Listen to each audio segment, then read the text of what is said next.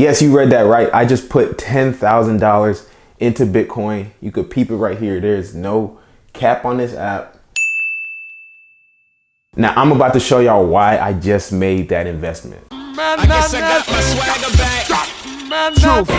Bitcoin, Bitcoin, Bitcoin, Bitcoin, Bitcoin. I mean, we've been hearing about Bitcoin for, 10 years now? And most people really don't even know what Bitcoin is. And I'm gonna keep it 100 with you. I really didn't even know what Bitcoin was prior to 2020. So, but, after being exposed to it, after interviewing, somebody about cryptocurrency and on our podcast, I went and I put in the time, hours and hours and hours and hours and hours and hours and hours and hours and hours and hours and hours into reading about Bitcoin, reading articles, watching all these different videos, everything I could get my hands on as to why Bitcoin is a good investment, right? And so everything I've learned has made me confident to be able to put my money where my mouth is and put, $10,000 into this cryptocurrency, into this asset. But before I get into this, I would be remiss not to give my financial disclaimer to say that this is not financial advice. I'm just telling you based off my experiences, what I did and why I did it. Before I get into as to why I actually did decide to make this investment, I want to be sure that y'all understand what Bitcoin actually is. See, before we can ask what is Bitcoin, there's another question we gotta ask first, right?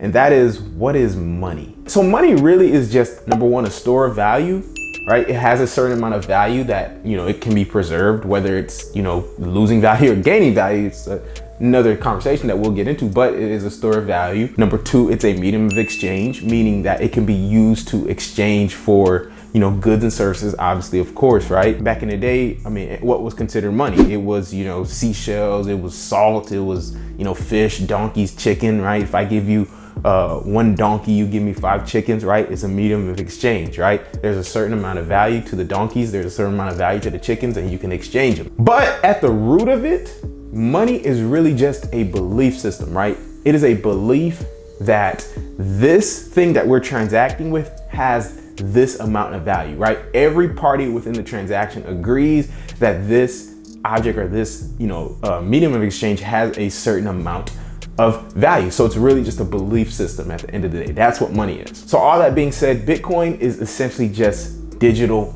money, right? That's really all it is. But what makes this digital money so much different than the regular money? So the thing about, this digital money or this, what they call cryptocurrency, is the fact that it's decentralized, right? So what does that actually mean? It means that there's no one entity that can control it, right? And there's no one person, one entity, one company, one organization that can control the circulation, that can control the supply. It's controlled by the people. It's controlled by everyone, right? The Fed can't control it. A bank can't control it. A company can't control it.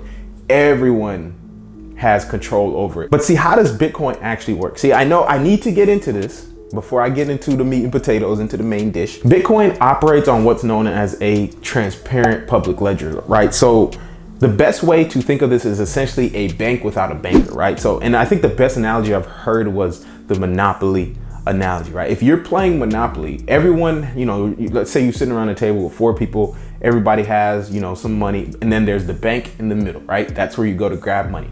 The bank, there is nobody controlling or regulating the money in the bank. The fact that it's very transparent as to who's grabbing money from the bank is all that's needed, right? There's visibility. It's very transparent. It's very honest. It's very true. There's no third party that needs to regulate the money in Monopoly, right? Each player can see who's taking money directly from the bank. And that's essentially how Bitcoin operates as well. With Bitcoin, no one party or entity controls the supply or the circulation of the money.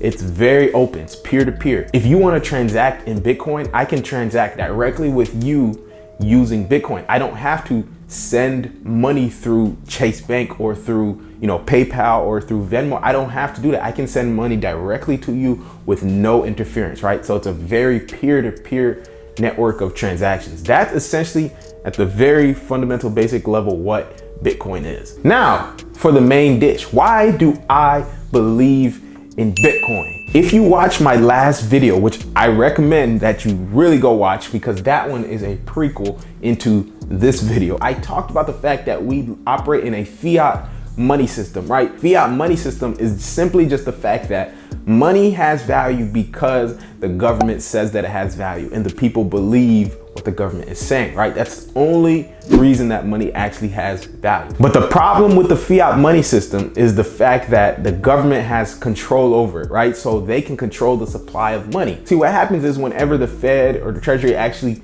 prints money, it devalues all the other dollars that are actually already out there. Basic economics, the more money that is actually out there, the more of anything that's out there, the less that thing is going to be worth. So the more dollars that are out there, the less those dollars will actually be worth. If I have 5,000 apples and 5 oranges, which one do you think could be more valuable?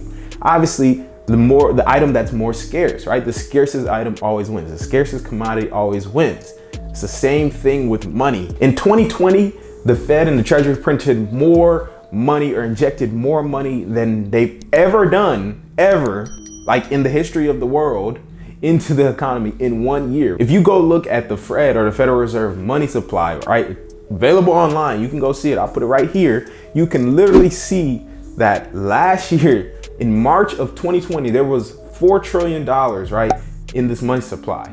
Now, once hit, obviously, you know, they said we got to do something about this. So what did they do? They injected another $12 trillion into the economy in 1 month. By May of 2020, there was $16 trillion now in the money supply. Think about that. From 4 trillion to 16 trillion dollars. They more than quadrupled the money supply in 1 month, quadrupled. I mean, if you look from literally the beginning, right, the early 70s, whenever we entered into a fiat money system because the money wasn't backed by anything, the government had never printed as much money as they did last year. We were slowly creeping up, right? We knew inflation was a thing, but last year, they quadrupled that. Look at the spike on this graph. You have to know and realize that there are going to be effects to this. This is going to be bad for most people.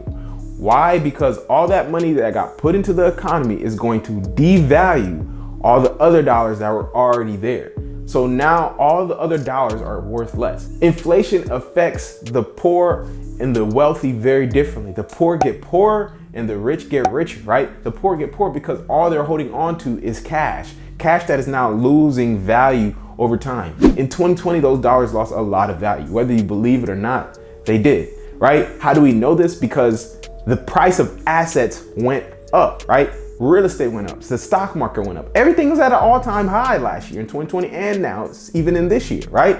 If you were holding on to assets, you got wealthier, which is why the rich got richer, because they were holding on to assets that now take more dollars to buy because the dollars are weaker. So in order to buy the same asset, you needed more of them. You know, in 2020, you might have needed only 200,000 to buy this one house, but now in 2021, you need 300,000 or 250,000 to buy the same house. Nothing happened to the house. The house didn't actually get better. It's just that the dollars are weaker, right? Same thing. Look at the stock market.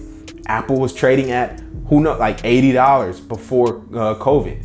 It tanked. Government printed money. It was now trading back at $80 almost instantly. And now it's trading at 120. Did Apple get better? You could probably say it did. It probably did. But generally speaking, this happened with every single company. Every single company did not get better.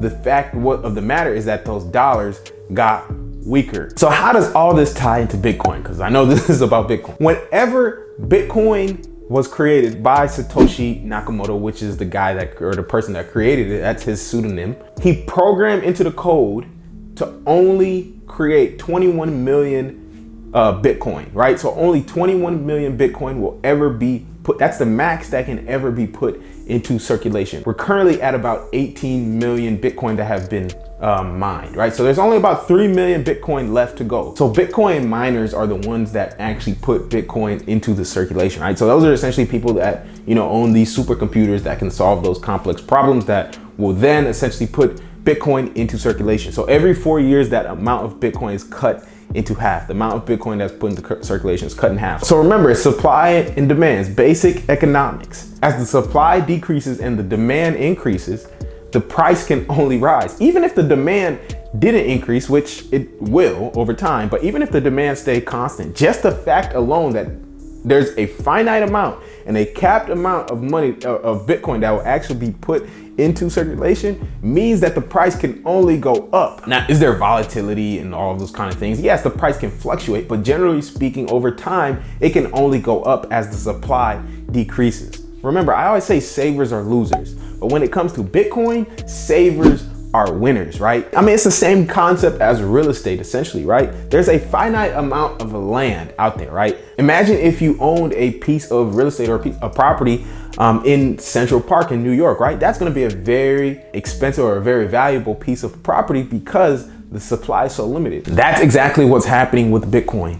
There's 18 million have been put into circulation. There's only 3 million that are going to be mined now for the rest of eternity. But so once it hits that 21 million, and as it gets closer and closer to that 21 million, the value is only going to go up. The value can only go up. It's just mathematics at this point. It's not about what you believe. It's not about what I believe. It's just math. And like I said, the demand is only going to be going up, right? It's only going to increase as people become more aware of what's happening, as people become more financially literate. People are realizing the dollars they own are being devalued. So they need to trade dollars for something that's going to appreciate, something that is increasing in value, something that's going to take more of those dollars to buy in the future. There's people out there that will never sell their Bitcoin no matter what. It can drop significantly and they still won't sell.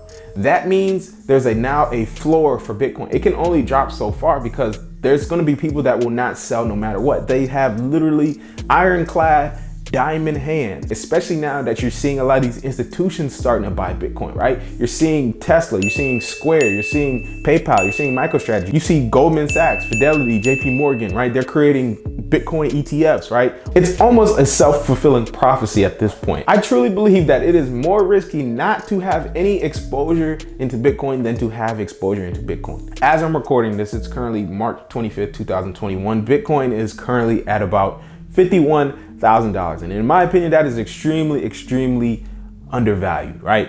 Personally, I can see Bitcoin by the end of 2021 being at $100,000 at least, conservatively. I would not be surprised if it's at significantly higher. If it's at 200,000, I wouldn't even be surprised. And honestly, I think Bitcoin will be at 1 million at least by 2026. It's not even about what I believe. It's not about what you believe. It's not about what anyone believes. It's about math. It's only going up just based on the simple fact of supply decreasing, demand increasing. Math is definite, and so is Bitcoin. And so that's why I just put $10,000 into Bitcoin, and I will be dollar cost averaging into Bitcoin every month for the rest of this year. And look, this is not financial advice, but I highly recommend and suggest that everyone have at least some exposure into Bitcoin. I'm not gonna tell you what to put in there, but put a good amount that you're comfortable with into Bitcoin. At least have some exposure. Even if it's a small amount, put something in there that you can at least be exposed to some of those gains. You do not have to buy a full Bitcoin. You can buy fractions, right? You can buy Satoshis. Satoshis are the equivalent of, if you think of,